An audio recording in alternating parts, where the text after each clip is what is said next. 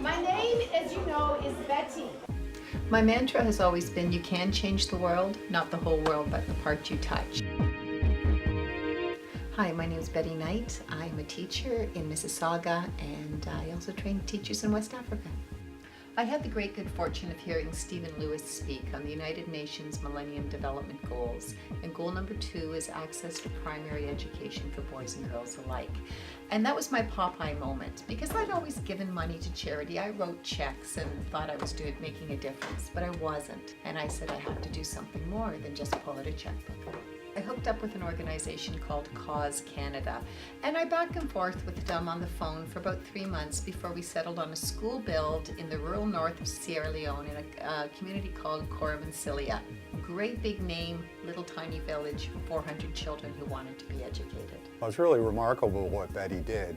When she turned 50, she decided to give a present back to the world, and she had no intention at the time of ever going to Africa, and yet within 4 or 5 years, we've already been 3 times, and Betty's now busy organizing teachers' conferences over there. I've known Betty for 10 years. As a teacher, she inspires students. She's very driven, and she makes lessons really exciting. We did a postcard pen pal writing activity that's related to social studies. My grade 3 students wrote postcards to the students in Sierra Leone, and she took them with her, and then she got the same project done, and she actually did postcards with students in Sierra Leone.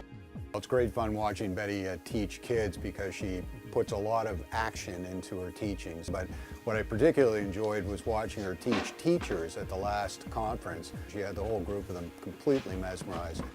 The first time we went, we were welcomed to the village with "Welcome Canada, welcome Canada," and I worked with the teachers at the school to show them how you could teach in a really good, solid way.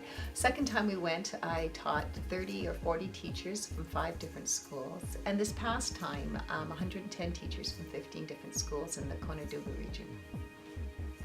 We'll be going back to Sierra Leone for a final trip, probably in February of 2015. It's the old Chinese proverb, you give a man a fish, he eats for a day, you teach a man how to fish, and he eats for a lifetime. I hadn't expected to find this project, so my next project will find me, and whether it's international or national or local, it'll find me.